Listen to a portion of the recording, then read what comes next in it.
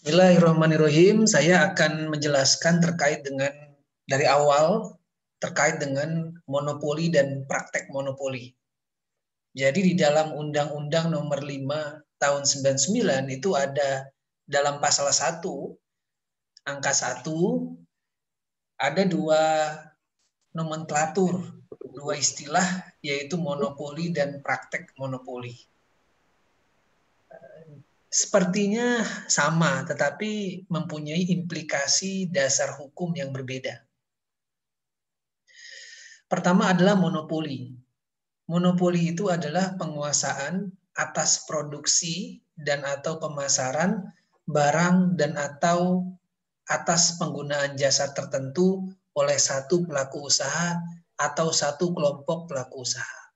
Jadi kalau monopoli itu belum tentu dilarang. Ya, jadi bisa saja ada perusahaan yang karena memiliki kelebihan dibandingkan dengan merek yang lain, akhirnya dia bisa memonopoli dalam satu struktur pasar atau pangsa pasar. Sebut saja misalnya restoran cepat saji ayam goreng merek A. Dia laku sekali. Ternyata paling enak ayam gorengnya dibandingkan dengan restoran cepat saji ayam goreng yang lain. Kalau itu memonopoli by nature, secara alami itu diperbolehkan. Yang tidak boleh, yang dilarang adalah praktek monopoli. Ya, sekali lagi bahwa yang dilarang itu praktek monopoli. Kalau monopoli dalam satu kondisi diperbolehkan. Praktek monopoli yang tidak diperbolehkan, yaitu pemusatan kekuatan ekonomi oleh satu atau lebih pelaku usaha yang mengakibatkan dikuasainya produksi dan atau pemasaran atas barang dan atau jasa tertentu sehingga menimbulkan persaingan usaha tidak sehat dan dapat merugikan kepentingan umum. Jadi kalau Anda lihat pasal 1 ya Undang-Undang Nomor 5 itu membagi monopoli dan praktek monopoli. Nah, kalau monopoli sekali lagi itu diperbolehkan. Dia belum tentu melanggar hukum. Tapi kalau praktik monopoli, dia itu pasti dilarang atau dia pasti melanggar hukum. Karena apa? Karena menimbulkan persaingan usaha tidak sehat dan merugikan kepentingan umum. Jadi catatan saya terhadap konsep ini yaitu undang-undang ini membedakan istilah monopoli dan praktek monopoli.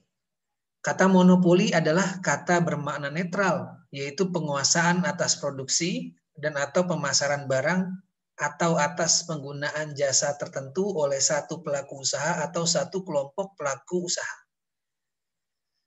Penguasaan demikian tidak harus berarti negatif. Ada jenis monopoli tertentu yang tidak bisa dihindari demi alasan efisiensi. Tadi yang saya sampaikan bahwa by nature dia. Ini perusahaan ini leading karena memiliki SDM yang lebih baik daripada perusahaan yang lain. Maka ya dia memonopoli. Jangan disalahkan kalau dia itu paling laku. Masa orang nggak boleh karena dia memang perusahaannya bagus, restorannya enak misalnya, kemudian banyak orang ke situ, dia memonopoli tapi belum tentu dia melanggar hukum. Jadi ada yang monopoli by nature, yang dia belum tentu salah, belum tentu negatif. Ya sekali lagi nih jangan salah persepsi. Atau juga ada monopoli yang dibenarkan oleh undang-undang karena dilindungi oleh undang-undang atau statutory monopoly. Contohnya apa? Hak kekayaan intelektual. Jadi hak kekayaan intelektual kan hak cipta, hak merek, paten gitu ya. Itu sebenarnya memonopoli. Setiap orang yang ingin memakai karyanya orang itu, pencipta, dia harus minta izin. Nah itu kan memonopoli itu, tapi monopoli yang diperbolehkan. Sama juga tadi, saya kenapa Pak Indra milih restoran fried chicken berlabel M misalnya, daripada restoran yang berlabel K. Karena menurut saya sebagai konsumen yang paling enak ya M gitu. Kemudian dia memonopoli misalnya dalam satu daerah, ya memang tidak bisa disalahkan karena memang dibandingkan dengan yang lain, ya dia paling enak. Atau provider seluler. Saya memilih kartu S karena menurut saya kartu S itu jaringannya lebih baik daripada kartu yang lain. Akhirnya banyak sekali pangsa pasar yang memonopoli, dia menjadi leading sektor daripada perusahaan kartu seluler itu. Itu namanya neutral monopoli. Yang dilarang itu adalah praktek monopoli, yaitu yang dilarang undang-undang ini adalah sebagai monopoli yang menimbulkan persaingan usaha tidak sehat dan dapat merugikan kepentingan umum. Jadi monopoli bisa berdampak positif, bisa juga negatif. Positifnya apa? Karena ya tadi berlomba-lomba orang menjadi yang terbaik sehingga dia bisa jadi memonopoli. Yang tidak boleh adalah praktek monopoli. Dia melakukan perjanjian yang dilarang, ya nanti kita akan bahas. Dia juga melakukan kegiatan yang dilarang. Nah, namun catatannya adalah Undang-Undang Nomor 5/99 tidak konsisten untuk menggunakan pembedaan dua istilah. Karena di bab 4 dicantumkan monopoli gitu ya, sebagai salah satu jenis kegiatan yang dilarang. Harusnya tertulis praktek monopoli sesuai dengan pasal 1 angka 1 terkait dengan konsep pengertian di Undang-Undang Nomor 5 tahun 99. Jadi Anda harus bedakan dulu mana yang monopoli, mana yang praktek monopoli. Yang dibenarkan secara undang-undang itu adalah monopoli, yang dilarang undang-undang adalah praktik monopoli. Sampai di situ Anda harus paham. Nah, anatomi dari undang-undang ini terbagi menjadi dua, yaitu perjanjian yang dilarang, yang kedua adalah kegiatan yang dilarang. Nah, saya hanya mereview pada hari ini, yaitu perjanjian yang dilarang. Perjanjian yang dilarang adalah yang melanggar Undang-Undang Nomor 5 tahun 99 jika mengakibatkan praktik monopoli dan persaingan usaha tidak sehat. Kalau kita balik lagi kepada pasal 1320 KUH Perdata, bahwa setiap perjanjian itu kan bebas. Makanya dalam hukum perdata itu, hukum perjanjian itu bahwa open bar, ya. Dia adalah sistem hukum yang terbuka, diserahkan kepada para pihak. Tetapi ada loh perjanjian-perjanjian yang kalau dia melakukan itu menjadi batal demi hukum. Di mana itu diatur dalam Undang-Undang Nomor 5 tahun 99. Ada berapa nih? Ada perjanjian ini ya, oligopoli, perjanjian penetapan harga, pembagian wilayah, pemboikotan, kartel. Ini yang kita bagi menjadi perjanjian yang dilarang satu. Ada juga trust, oligopsoni, integrasi vertikal, perjanjian tertutup, perjanjian dengan pihak luar negeri yang saya bagi menjadi perjanjian yang dilarang dua. Coba kita satu-satu ya untuk mengklasifikasi. Perjanjian oligopoli pasal 4. Perjanjian oligopoli yaitu perjanjian untuk menguasai produksi dan atau pemasaran barang atau menguasai penggunaan jasa oleh 2 sampai dengan 3 pelaku usaha atau 2 sampai dengan 3 kelompok pelaku usaha tertentu. Jadi dia bikin perjanjian dengan tujuan menguasai produksi. Sehingga dengan menguasai produksi itu atau menguasai pemasaran barang itu atau jasa, kemudian dia bisa memonopoli. Nah, ini masuk dalam tadi praktek monopoli, sehingga menyebabkan orang itu susah masuk atau barrier to entry. Contoh misalnya, produk air mineral kemasan yang dipasarkan di Indonesia 75% berasal dari kelompok pelaku usaha A, B, dan C. Nah, kalau dia berasal dari A dan B, A, B, C itu sudah termasuk perjanjian oligopoli. Maka harus bisa dipisahkan, tidak boleh ada hubungan di antara mereka. Biarkan mereka itu bersaing secara sehat, biarkan struktur ekonomi, hukum ekonomi yang mengatur, bukan by design karena dia menguasai penggunaan jasa atau barang itu. Ini yang dilarang dalam perjanjian oligopoli di pasal 4. Contoh kasus. Contoh kasusnya ini baru-baru saja terjadi. KPPU menghukum 7 maskapai penerbangan, yaitu Garuda Indonesia, Citylink, Sriwijaya Air, Nem Air, Batik Air, Lion Air, dan Wings Air. Coba, Garuda Indonesia dan Citylink Indonesia itu satu perusahaan itu.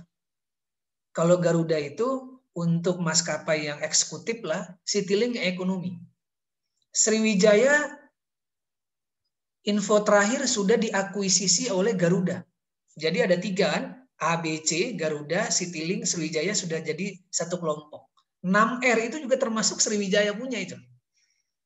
Nah, sekarang kita masuk lagi kedua.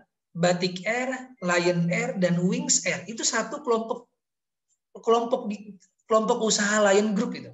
Lion Air untuk yang ekonomi, Batik Air yang medium, Wings Air yang kayak kapal pesawat yang untuk menjangka hal-hal terkecil, pulau-pulau terkecil. KPPU menilai telah terjadi kesepakatan antara maskapai dalam bentuk kesepakatan untuk meniadakan diskon atau membuat keseragaman diskon dan kesepakatan meniadakan produk yang ditawarkan dengan harga murah di pasar. Ini terjadi waktu contoh beberapa bulan yang lalu, kita dihadapkan sebagai konsumen mahalnya harga tiket pesawat. Pernah nggak Anda merasa waktu itu? Saya merasa juga waktu itu, kok mahal banget ya? Biasanya kalau terbang ke Jawa itu, daerah Jawa itu hanya sekitar 700, ini bisa menjadi 1.200.000. Dan itu harganya itu hampir sama semua di maskapai.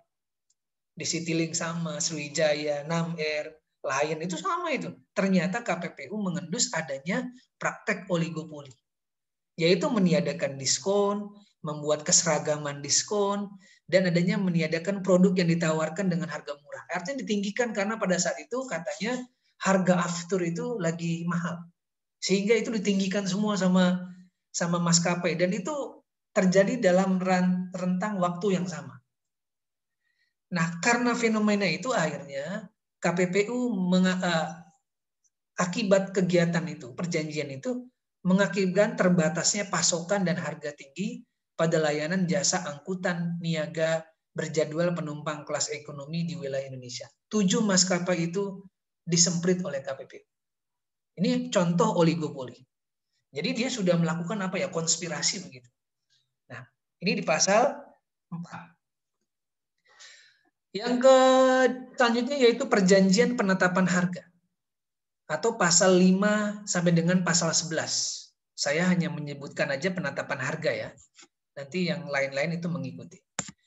Pelaku usaha dilarang membuat perjanjian dengan pelaku usaha pesaingnya untuk menetapkan harga atas suatu barang dan atau jasa yang harus dibayar oleh konsumen atau pelanggan pada pasar bersangkutan yang sama. Analisisnya adalah perjanjian di antara pelaku usaha yang seharusnya bersaing, malah mereka melakukan kolusi untuk mengatur harga. Jadi daripada mereka bersaing secara sehat, kalau bersaing kan pasti ada yang menang, ada yang leading, ada yang biasa-biasa aja gitu ya. Nah, bagaimana biar mereka itu untung bareng-bareng begitu. Itulah yang disebut kolusi mengatur harga. Hal ini bisa juga disebut sebagai kartel harga. Jadi sama-sama kartel tapi harga ini. Contoh, beberapa perusahaan taksi sepakat bersama-sama menaikkan tarif. Misalnya tarif taksi sesuai dengan argo. Kan kadang-kadang sama itu antara merek ini dengan merek yang lain, kok sama, padahal taksinya juga ada yang jelek, ada yang bagus, tapi harganya sama begitu. Maka pemerintah, kalau Anda ingat ya, pemerintah sudah menetapkan melalui Kementerian Perhubungan sudah menetapkan harga bawah. Jadi harga paling minimal di taksi itu tidak boleh di bawah, ya. Itu merupakan ambang batas paling minimal. Nah, penetapan harga ini adalah salah satu bentuk perjanjian pengaturan harga. Bentuknya nanti ada price discriminations, diskriminasi terhadap pesaing. Ini Anda tahu kasusnya, bukan kasusnya itu ya, apa? Oh ya, Grab dengan PT TPI ya. Nanti akan saya jelaskan kasusnya Grab. Ada juga predatory price, banting harga. Banting harga misalnya begini.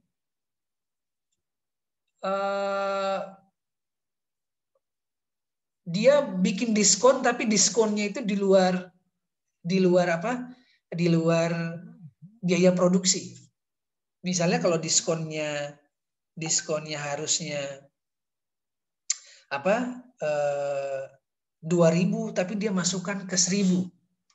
Tujuannya adalah mematikan pesaing. Nah, itu apa namanya? Tidak boleh. Ya, ada di predatory price. Ada resale price maintenance, mengatur harga jual kembali atas suatu produk. Misalnya saya sebagai pengusaha tekstil, saya pasok bahan tekstil kepada penjual, tapi nanti hasilnya harga produksi dengan harga jual itu saya nentuin. Jadi dibalikin lagi ke harga jual kepada si produsennya. Itu namanya resale price maintenance. Kalau Anda masih bingung, nanti silakan buka di pedoman KPPU. Ya, ada juga predatory price, tapi predatory price ini sangat sulit dibuktikan. Biasanya ada yang bertanya, Pak, bagaimana kalau diskon akhir tahun? Kan biasanya sale-nya sampai 70% gitu ya. Nah, saya mengatakan kalau ada yang bertanya itu, intinya kalau dia diskon akhir tahun atau mau lagi lebaran 70%. Mematikan pesaing yang lain nggak? Misalnya Ramayana, ada Matahari, ada Pojok Busana misalnya gitu ya. Mohon maaf saya sebut nama merek gitu. 70% misalnya di Ramayana. 70% di 80% di Matahari. Apakah dengan adanya diskon itu Ramayana atau Pojok Busana bangkrut? Kan tidak. Nah, ini yang terjadi, kasus predatory price itu sangat jarang. Termasuk juga RPM, resale price maintenance. Perkara besar KPPU terkait dengan penetapan harga, price fixing. Saya selalu sebut bahwa ini adalah perkara yang luar biasa dari KPPU terkait penjualan motor skutik atau motor metik 110 cc antara Yamaha dengan versi Honda, Yamaha dengan Honda, di mana Yamaha dengan Honda harganya itu beda-beda tipis terus per tahun. Karena dengan alasan Honda dan Yamaha itu menjadi pilihan masyarakat Indonesia dibanding Suzuki, dibanding Kawasaki, kemudian dibanding merek yang lain. Sehingga dua motor ini kejar-kejaran dalam penjualan harga. Jadi harganya itu beda-beda tipis lah. Beda 200.000, beda 100.000 misalnya gitu. Ya, jadi ternyata ditemukan antara manajemen Honda dengan manajemen Yamaha melakukan komunikasi via email terkait dengan pembocoran biaya produksi dan biaya jual Honda dan Yamaha. Sehingga mereka diputus oleh KPPU dengan denda 47 miliar 500 juta rupiah oleh KPPU di tahun 2016. Kalau Anda mau lihat, silakan baca putusan KPPU nomor 4 ini. Kemudian perjanjian pembagian wilayah, pasal 9. Pelaku usaha dilarang membuat perjanjian dengan pelaku usaha pesaingnya yang bertujuan untuk membagi wilayah pemasaran atau alokasi pasar terhadap barang dan atau jasa sehingga dapat mengakibatkan terjadinya praktek monopoli dan atau persaingan usaha tidak sehat. Analisisnya adalah perjanjian di antara pelaku usaha yang seharusnya bersaing tapi tidak mau bersaing dengan cara melakukan pembagian wilayah pemasaran. Misal, perusahaan A hanya boleh menjual produknya di DKI, tapi perusahaan B hanya boleh menjual di Tangerang. Jadi main lapak-lapakan gitu. Pokoknya kalau di daerah Jakarta Timur, ente nggak boleh masuk ya. Atau pelaku usaha ini melakukan perjanjian dengan agen-agen, agen-agen kamu jangan terima itu produknya si ini, kamu nerimanya produknya saya aja. Nah, ini namanya perjanjian pembagian wilayah. Nanti kalau kamu menolak barang tersebut, saya kasih diskon deh, saya kasih persekot misalnya gitu. Ini yang tidak boleh, namanya perjanjian pembagian wilayah. Perusahaan A hanya menjual produknya di DKI dan perusahaan B hanya di Tangerang. Harusnya kan kalau misalnya terkait dengan pasar bersangkutan boleh di mana aja. Kan kemarin kita sudah bahas ya, pasar bersangkutan itu ada pasar geografis dan pasar produk misalnya. Nah, perjanjian pembagian wilayah ini tidak boleh. Ya, sehingga terjadinya praktek monopoli dan atau persaingan usaha tidak sehat. Oh iya, saya masih ingat Mumpung ini, tadi perjanjian penetapan harga itu sama kalau Anda, saya pernah pengalaman pribadi ya. Kalau Anda ada rusak laptop di pasar, saya kalau laptop itu saya rusak, motherboard saya rusak. Saya datang di Bekasi itu ada yang namanya, atau di Point Square Lebak Bulus itu kalau kita mau ganti motherboard laptop, itu harganya sama semua itu, 500.000. Datang ke sini 500.000. Datang ke counter sini 500.000 lagi. Ini sebenarnya ada indikasi penetapan harga di situ. Nggak mungkin antar pelaku usaha itu nyamain semua, nggak mungkin. Jadi saya pernah mengamati itu. Ternyata di Bekasi ya, di tempat saya, namanya Bekasi Cyber Park itu sama itu. Di mana-mana sama. Mau ke sini 500.000. Mau ke depan 500.000. Bahkan saya sama penjualnya diginiin, Bapak mau kemana lagi? Semuanya sama Pak, 500.000. Nah ini ada indikasi price fixing di pasar alat-alat elektronik itu. Tapi ini kan tidak terendus sama KPPU. Ya, saya lanjut ya karena terbatas waktu. Pasal 10 perjanjian pemboikotan.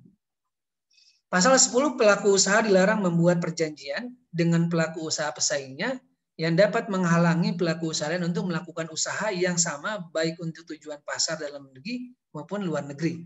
Jadi analisisnya adalah perjanjian di antara beberapa pelaku usaha untuk menghalangi masuknya pelaku usaha yang baru. Kalau tadi pembagian wilayah sesuai lapak, ya. Kalau ini ada entry to barrier, ya, nggak boleh masuk ke pasar ini kamu, ya. Ini spesifikasi saya. Kalau saya usaha di bidang seluler, ya nggak boleh masuk ya. Izinnya nggak dikasih, kemudian agennya nggak dikasih, gitu ya. Itu namanya entry to barrier. Yang kedua adalah membatasi ruang gerak pelaku usaha untuk menjual atau membeli suatu produk. Jadi sudah ada barrier gitu, sudah ada hambatan orang masuk. Contoh, asosiasi produsen rokok bersepakat dengan asosiasi petani tembakau agar para petani menjual tembakau mereka kepada produsen rokok tertentu. Jadi misalnya asosiasi rokok di Jawa Timur misalnya, dia sudah ada kesepakatan dengan petani tembakau, maka dia harus jual tembakonya kepada asosiasi di Jawa Timur aja. Nggak boleh keluar dari Jawa Timur. Karena ternyata di tembakau dari Jawa Timur itu paling enak se-Indonesia, misalnya. Itu kan berarti pemboikotan itu. Tapi pemboikotan ini bukan isunya bukan isu agama ya. Kalau sekarang kan isunya agama terkait dengan kartun Nabi Muhammad oleh Presiden Macron ya. Gitu ya. Bukan ke situ. Ini bukan ada unsur agama ini. Pemboikotan ini murninya adalah entry barrier, hambatan masuk kepada pelaku usaha sesama pelaku usaha. Bukan yang sekarang sedang ramai itu. Ini ada di pasal 10. Perjanjian kartel, nah ini masternya ini. Ini selalu bilang, yang selalu kita ingat-ingat ini. Perjanjian kartel pasal 11.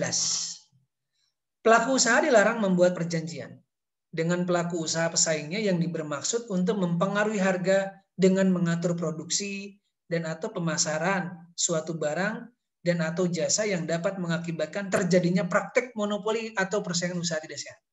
Jadi sebenarnya price fixing, pembagian wilayah, pemboikotan itu semuanya masuk ke dalam kategori kartel. Maka tadi saya bilang ini masternya. Ciri-cirinya apa? Satu, dia tidak main sendiri. Ada beberapa perusahaan yang main di situ. Kayak korupsi sama, korupsi itu nggak main sendiri. Pasti dia main bersama orang-orang. Kedua, barang atau jasa menyebabkan preferensi konsumen terhadap produknya beda-beda tipis. Ya, ngikut gitu. Akhirnya konsumen itu nggak punya pilihan. Karena barangnya sama gitu. Karena mereka sudah berkolusi kan gitu. Tiga, tingginya entry barrier atau hambatan masuk bagi perusahaan yang baru masuk. Dibatasi. Itu semuanya adalah bentuk kartel, baik itu mempengaruhi harga, atau mengatur produksi, atau pemasaran. Jadi kartel ini sifatnya sangat luar biasa. Contohnya, KPPU putuskan 7 maskapai tadi. kartel pesawat. Ya. Meskipun tadi adalah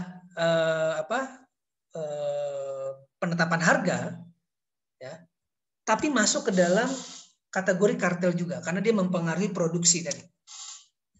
KPPU menilai telah terjadi kesepakatan antara para pelaku usaha dalam bentuk kesepakatan untuk meniadakan diskon, membuat keseragaman, kesepakatan mendirikan produk. Sehingga pada waktu itu harga tiketnya mahal.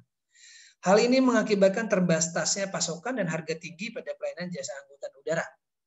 Nah, untuk mencapai, karena itu termasuk kartel, maka dia melakukan price fixing. Dia juga melakukan pembagian wilayah. Dia juga melakukan alokasi produksi atau ancaman atau sanksi bagi anggota yang melanggar perjanjian tersebut. Ya, jadi kartelnya ini luar biasa. Sebenarnya kejahatan kartel ini sama dengan kejahatan korupsi. Menyengsarakan orang banyak.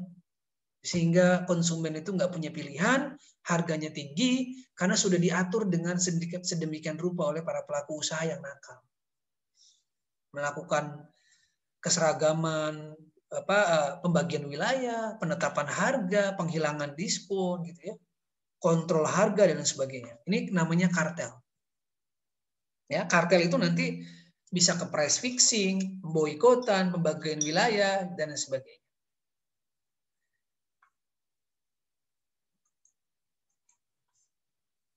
Kemudian saya masuk ke perjanjian trust, pasal 12.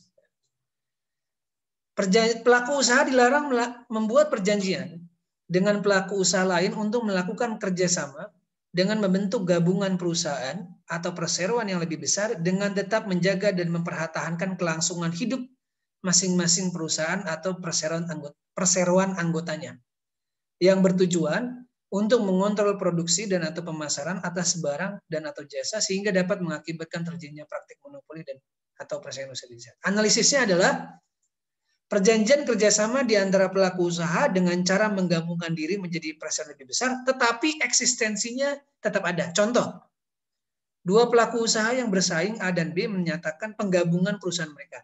Tapi sebenarnya A dan B tetap dikelola sebagai dua perusahaan tersendiri. Artinya kayak shadow merger gitu ya.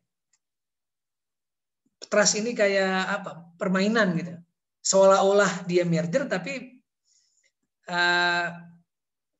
pada dasarnya ya sebenarnya dikelola oleh orang yang sama. Gitu. Ini namanya perjanjian trust di pasal 12. Saya belum menemukan kasus yang update ya. Mungkin di makalah sudah ada. Perjanjian oligopsoni pasal 13. Perjanjian untuk menguasai penerimaan pasokan barang atau jasa dalam suatu pasar oleh 2 sampai dengan 3 pelaku usaha atau 2 sampai dengan 3 pelaku usaha tertentu. Misalnya gini. Perusahaan mie A, merek B dan C bersama-sama berjanji untuk menyerap 75% pasokan terigu nasional. Gunanya apa? Untuk menjadi kontrol harga dibandingkan dengan perusahaan yang lain yang tidak tergabung dalam kelompoknya. Jadi seolah-olah harga itu dikontrol oleh kelompok tertentu, yaitu A, B, dan C. Sedangkan D, E, F, G, H dia tidak bisa masuk karena sudah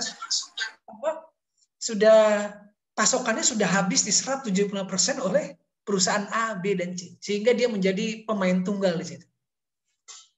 Ini namanya perjanjian oligopsoni di pasal 13.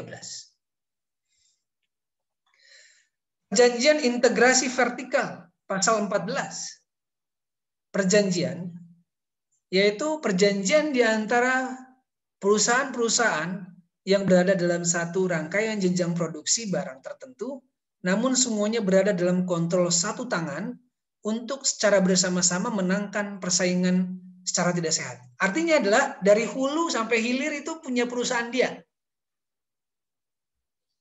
Misalnya, perusahaan minyak goreng. Di hulunya kan ada kelapa sawit. Ya.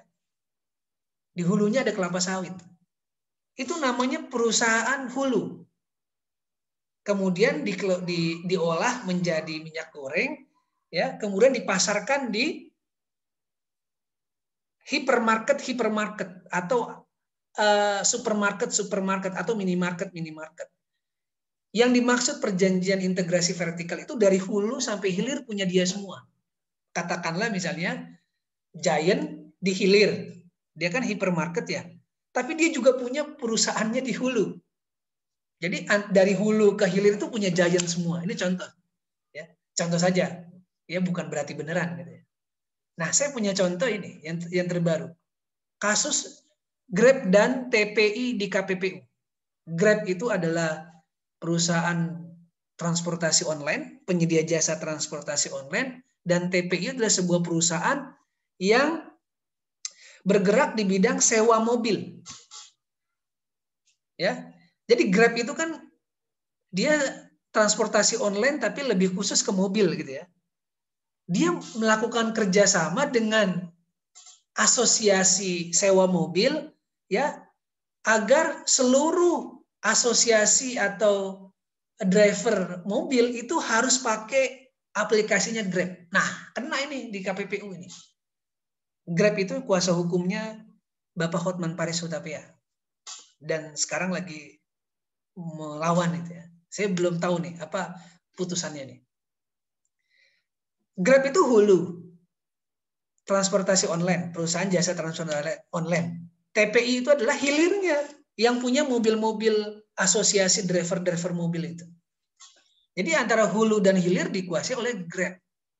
Karena Grab itu melakukan perjanjian dengan TPI itu. Maka kena pasal 14. Berapa miliar? Saya lupa. Didenda, tapi Grab melakukan banding. Kasasi ya, langsung ke pengadilan. Kemudian perjanjian tertutup, pasal 15. Pelaku usaha dilarang membuat perjanjian dengan pelaku usaha lain yang memuat persyaratan bahwa pihak yang menerima barang dan atau jasa lainnya akan memasok atau tidak memasok kembali barang dan atau jasa tersebut kepada pihak tertentu dan atau pada tempat tertentu. Jadi misalnya tadi saya contohkan perjanjian tertutup. Pokoknya semua agen yang ada di Jakarta Selatan itu hanya boleh nerima produk saya. Kalau ada yang masih nerima produk lain, saya blacklist dari agen. Nah, itu namanya perjanjian tertutup, eksklusif dealing.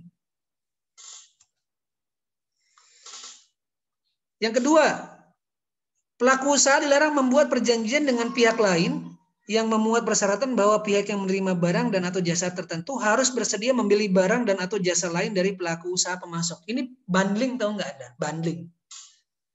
Bundling tuh kayak misalnya begini. Kalau saya beli laptop Lenovo, maka saya juga harus beli mouse-nya merek Lenovo. Nah, kalau saya beli AC bermerek Daikin, jangan Daikin deh, itu terlalu tinggi itu. Karena Daikin itu AC yang memang spesialis di AC. Yang merek umum aja. Kalau saya beli AC merek LG, saya juga harus beli batu baterainya LG juga. Jadi bundling begitu. Pernah gak Anda merasakan itu? Pernah pasti. Kalau saya beli Infocus, ya proyektor itu mereknya Sharp, maka saya harus beli layarnya, kan ada layarnya tuh ya, mereknya Sharp juga. Kalau nggak beli Sharp, nggak bisa dijual itu. Nah itu namanya eksklusif dealing. Ya, namanya perjanjian tertutup, pasal 15. Pelaku usaha dilarang membuat perjanjian mengenai harga atau potongan harga tertentu atau barang dan atau jasa yang menurut persyaratan bahwa pelaku usaha yang menerima barang dari pelaku usaha pemasok harus bersedia membeli. Nah, ayat 3 contohnya begini. Saya adalah agen air mineral merek Indra. Saya pasarkan di Kota Bekasi. Tapi perjanjiannya begini. Agen yang saya tunjuk, Anda tidak boleh ngejual merek selain merek Indra, termasuk merek-merek yang lainnya. Kalau Anda menjual merek Indra saja, nanti saya kasih persekot. Nah, ini namanya perjanjian tertutup. Dikasih diskon, dikasih hadiah. Nah, ini dia, pasal 15 kena. Contohnya yang sekarang yang lagi in adalah Aqua versus Le Minerale. Aqua dan distributornya bekerja sama untuk melarang sejumlah toko menjual Le Minerale. Ini sekarang kan lagi banyak iklannya ya. Le Minerale itu katanya lebih enak daripada Aqua. Lebih manis kata iklan. Wah, Pak Indra nih korban ini nih iklan. Aqua diduga dan distributornya mengancam hendak menurunkan status dan fasilitas alias degradasi dari semula start outlet menjadi wholesaler. Jadi outlet, jadi ada ancaman di situ. Nah, inilah yang disebut sebagai perjanjian tertutup atau exclusive dealing. Akhirnya Aqua dinyatakan bersalah oleh KPI. Terakhir, perjanjian dengan pihak luar negeri pasal 16. Pelaku usaha dilarang membuat perjanjian dengan pihak lain di luar negeri yang memuat ketentuan yang dapat mengakibatkan terjadinya praktek monopoli dan atau persaingan usaha tidak sehat. Nah, ini adalah sama, tapi ini subjeknya dengan pihak luar negeri. Nah, ini adalah beberapa